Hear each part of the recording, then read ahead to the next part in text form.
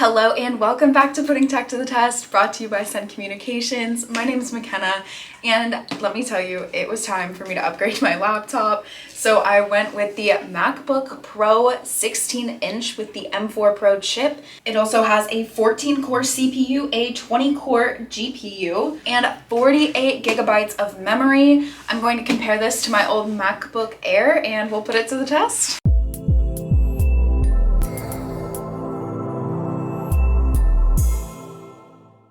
Okay, before we get started, don't forget to subscribe if you're new here, and definitely let us know in the comments below if you're liking seeing some Apple stuff or if you want us to do anything else with the Mac. I love Apple, so I'm totally open to showing you guys more. Jumping right in, we open it up and we have our laptop. I love Apple's packaging so much. It came in a bigger box aside from this, so it was very well protected.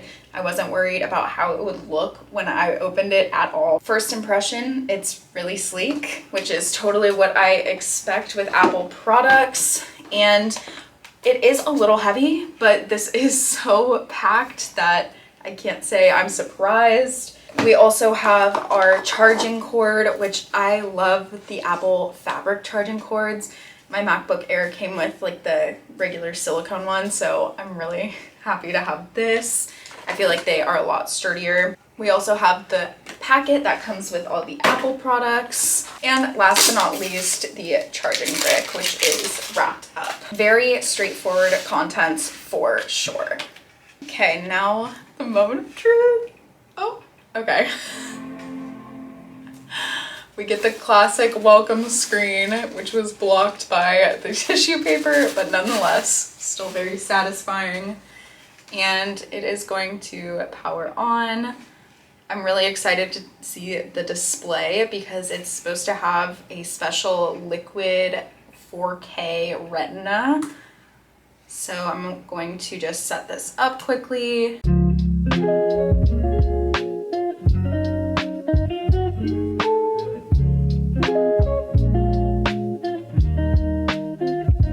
So just a little update, I'm clicking through, agreeing to the terms, all that. It is saying you can just connect another Mac or a Windows or PC device and get all of the information from that computer onto this computer. I want to start it from just a fresh slate, so I'm going to skip all of that.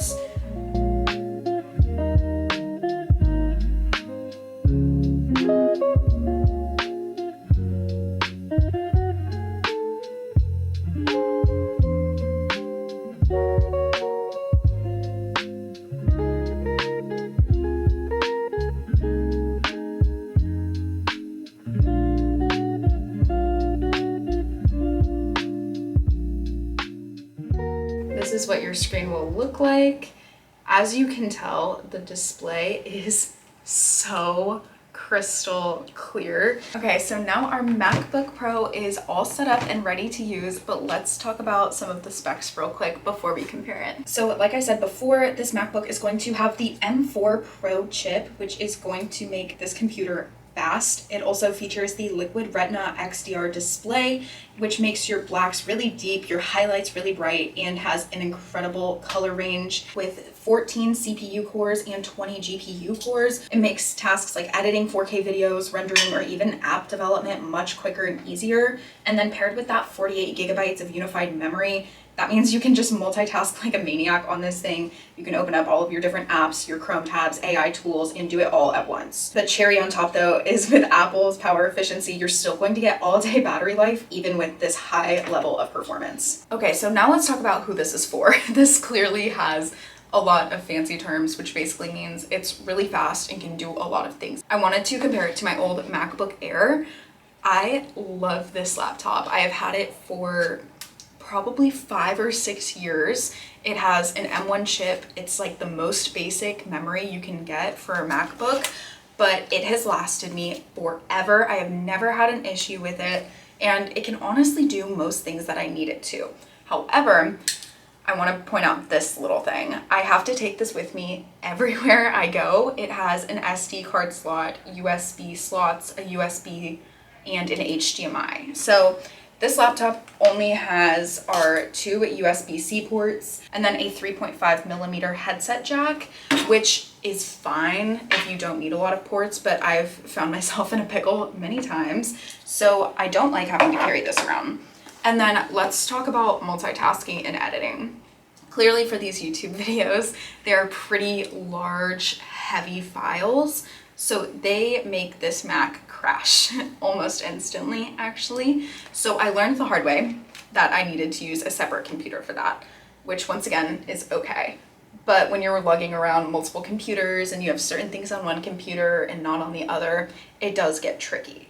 So while this I kind of outgrew, it's still great if you're just going to be doing stuff online or maybe light editing or photo-based editing. You can get away with something more basic.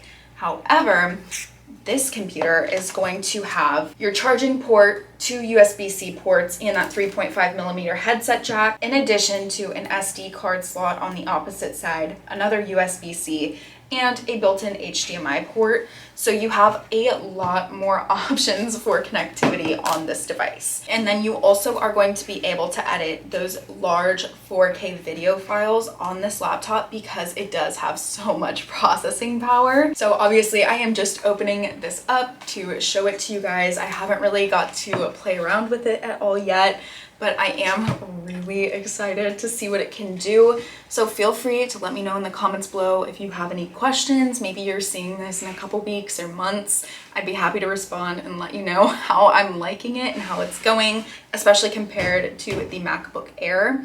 Also, if you want to see more Apple videos or you want to see me do more with this laptop, also feel free to let me know.